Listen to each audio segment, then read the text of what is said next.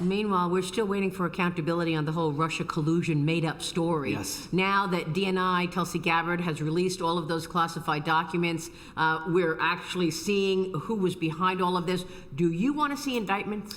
I absolutely want to see indictments, Maria. Look, of course, you've got to have the law follow the facts here. You don't just indict people to indict people. You indict people because they broke the law. But if you look at what Tulsi and Kash Patel have revealed in the last couple of weeks, I don't know how anybody can look at that and say that there wasn't aggressive violations of the law. What they basically did is they defrauded the American people in order to take Hillary Clinton's presidential campaign talking points and turn them into intelligence by defrauding the American people, defrauding the intelligence agencies, lying about what the intel said.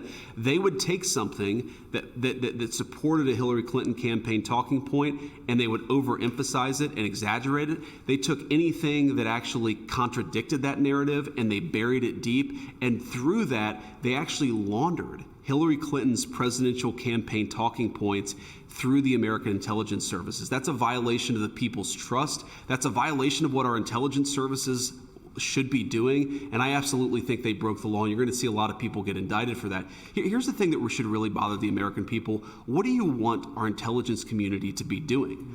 I want them to be catching bad guys. I want them to be making sure that terrorists aren't going to kill innocent American civilians. I don't want them laundering Hillary Clinton's campaign talking points into the American media and giving them this air of legitimacy. It is sick. And it's disgusting. It hurt the intelligence community, it hurt the American people, and it hurt the first Trump administration. We've got to have consequences for it, or we're just going to see the same play repeated again and after again. How significant did it impact the president's first term? Because remember, a lot of people didn't want to work in the administration. He was always on defense, saying, I didn't collude. Sure. What kind of an impact was there to actual policy and the impact on the American people? Look, it certainly had an impact, Maria. The president likes to say this, and I really think it hits the nail on the head, that as much as he got accomplished, and I think the first Trump administration was a major, major success for the American people, he was both governing but also fighting to survive. Imagine if he was able to put 100% of his efforts and his attention on just doing the job of President of the United States. He had to fight back against the fake Russia collusion hoax pretty much his entire administration. That distracts resources, that distracts from the Department of Justice. That means the intelligence community is focused on that instead of on catching bad guys. It definitely had an impact. Thank God we have a president who was able to do good things for the American people despite it. But one of the reasons why I think the second Trump administration is going so well is because the administration, the people underneath them, the people behind them, the people working for them, they're not engaged in this fake garbage. We're just trying to carry out the mandate of the President of the United States. And I think we've done a very good job. We're very proud of the work that we're doing, but we're also loyal to the man who was elected by the American people. And here we are on your 200th day, you and the president doing so much in this second term. Let's talk about the president's efforts on trade and tariffs, because he's not afraid to put significant tariffs on countries like India for buying Russian oil. Are you going to do a similar move to China as well? They're also buying Russian oil. Well, the president said he's thinking about it, but he hasn't made any firm decisions. Obviously, the China issue is a little bit more complicated because our relationship with China it affects a lot of other things that have nothing to do with the Russian situation. So the president's reviewing his options and, of course, going to make that decision when he decides.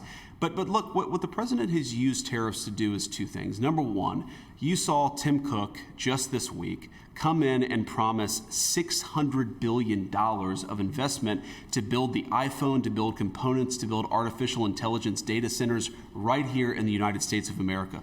We're seeing a manufacturing boom in this country because you have a president who's telling people that if you want to sell to great American consumers, you've got to make it in America and use great American workers to do it. The second thing the tariffs are doing is it's bringing in a lot of additional revenue, which of course we're using to give tax relief to the American people and make it easier for average Americans to get by. So I think we're doing a lot on the tariff side.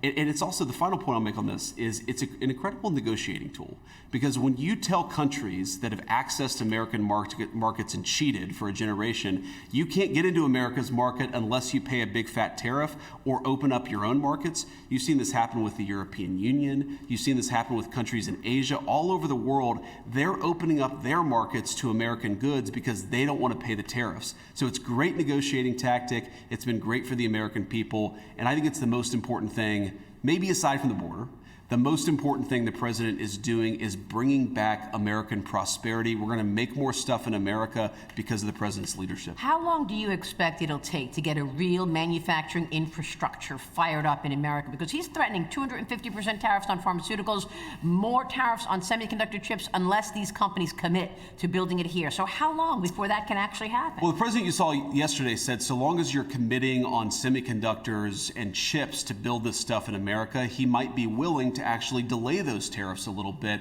So I think in some cases it's going to take a few weeks, some cases it's going to take a few months, some cases it will take longer. But the basic idea is very simple. If you are investing in America, if you're building a new facility, building a new factory, we're going to reward you for it. If you're investing outside of this country, if you're trying to cheat and bring foreign product to undercut the wages of American workers and American businesses, then you're going to pay a very stiff penalty. That principle is what now drives the American economy, and people can make their own decisions. Yeah, you can make it overseas if you want, as the president said, but you're going to pay a big fat tariff before you access America's market, so you might as well build it right here at home. Is Europe as aligned with the United States as it should be? What did you make of the backlash over the Switzerland 39% tariff? I'm wondering your assessment of Europe today. Look, we love Europe and obviously have a great relationships. We sometimes have some disagreements. I think the president was particularly gratified that the Europeans really have agreed and committed to open up their markets to American car manufacturers, to American farmers. Those are big wins. If you work in farming, if you work in agriculture, if you work in auto manufacturing, the Europeans really are tearing down some barriers. So we're very grateful to that, and we hope to build on that relationship economically in the coming years. Well, look, the president has been floating you along with Marco Rubio as your partner for the next election. Have you spoken to Secretary Rubio about this? I saw Marco about a month ago. We just laughed at the whole thing because neither one of us are focused on politics. We're focused on actually doing a good job for the American people. And the way that I think about it, Maria, is if we do a good job, number one, that's the reward in and of itself, that all have made a big difference in the lives of our country for the last 6 months, the next 3.5 years. But if we do a good job, the politics will take care of itself. Let's just focus on that. I think, as the president said, it's way too early to be thinking about the political future. It's frankly way too early to be thinking about 2026. It's certainly way too early to be thinking about 2028. But you are expecting to run for president in 28. I'm not going to break that news today, Maria. What I'm going to do is focus for the next year and a half on doing a really good job for the American people, winning the midterm elections in 2026, and then we can talk about politics after that. Can you give us some clarity on this meeting that is reportedly happening or happened last night at the White House about the Epstein files and how you're communicating the Epstein story? So I've seen so many different fake reports about this, so let me set the record straight. There was no meeting at my house last night. There just wasn't. Was there a meeting at the White House? We did meet at the White House yesterday, but not at the time that they said that we were going to meet, and not about the subject that they said that we were going to meet about. We have a great FBI director and a great Department of Justice lead, Attorney General Pam Bondi, and we met to talk about how to ensure we have justice for the American people. We actually didn't talk about the Epstein issue at all. That was never meant to be the subject of the meeting. And it's one of those things where I guess somebody leaked a calendar entry maybe, and then people assumed that it must have been about Epstein, even though it had nothing to do with Epstein. On the Epstein issue, what the president has said very clearly, because we've had other meetings about that, is that he wants us to be fully transparent and he wants the credible information out there. So we're working to compile the thousands and thousands of documents that are out there for full transparency. But I have to say, Maria, I laugh at the Democrats who are now all of a sudden so interested in the Epstein files. For 4 years, Joe Biden and the Democrats did absolutely nothing about this story.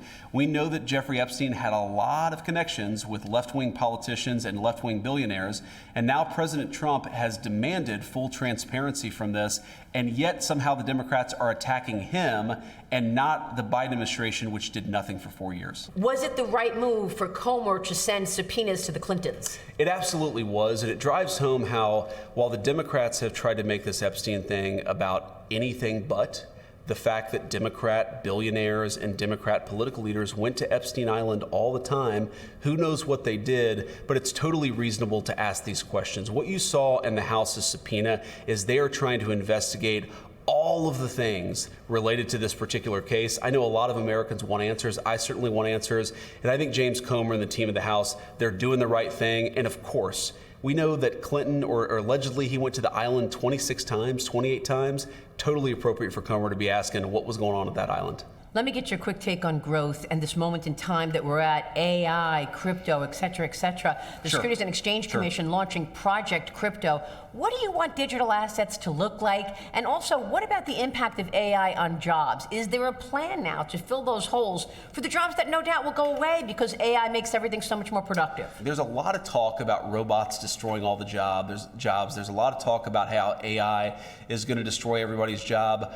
I actually don't see the evidence of that. What I think is that AI, there are some issues. I worry about the surveillance state because artificial intelligence is going to be used for that. I really worry about invasions of people's privacy because AI could be used for that. There are definitely concerns with AI, but I think that the big risk is fundamentally you've got a bunch of very left-wing people who might use AI to censor people and drive a very left-wing narrative using artificial intelligence. In some ways, they're going to do with AI what they tried to do with big tech. Those are the things that we're really focused on, the dangers that we're really focused on. But Maria, there's a lot of upside too.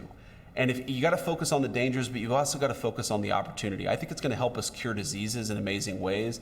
I think it's going to lead to a boom in construction jobs. I think we're going to be able to do things that we weren't able to do before. And there might be some disruptions, but fundamentally when it comes to jobs, we ought to be focused on the ways in which AI is going to create great productivity and great new economic opportunities. What I worry about is the focus on the job destroying effects of AI distract us from the fact that AI could be used to create new surveillance systems, that AI could be used to censor conservatives or other people in new and very scary ways. That's what we're focused on. I think it's the right danger, but also the right opportunity for us to focus on. And just the final question on Please. China, because nobody does surveillance better than China. What else can the U.S. do to keep China in a box? Because they're undermining us at every turn. Just this week, Senator Tom Cotton sent a letter to Intel about its CEO because it was selling secrets to companies tied to the Chinese military. Yep. Is there anything else to be done there that you'd like to discuss? Well, there is, and this is where it goes back to having a really great FBI director and a really great attorney general, is that when people are stealing America's secrets or stealing our corporate intellectual property and sending it to anywhere, we've got to prosecute that stuff. We know that Chinese companies have been really big offenders when it comes to the theft of American intellectual property. We got to prosecute that stuff and push back against that stuff. We have to make sure that we don't have people who are spying on American companies, either in our education laboratories or in the companies themselves. But the most important thing that we need to do is we need to protect our own manufacturing. The way that China was able to catch up to us technologically is that they took all of these great manufacturing industries and built a whole technology infrastructure on top of that manufacturing base. We've got to rebuild our own country, rebuild our own innovative capacity. The president has taken huge strides over the past 7 months in making that happen, and building America up is the best way for us to win this competition. Hey, it's Will Cain. Click here to subscribe to the Fox News channel on YouTube. It's the best way to get our latest interviews and highlights. And click to subscribe to the Will Cain podcast for full episodes right now.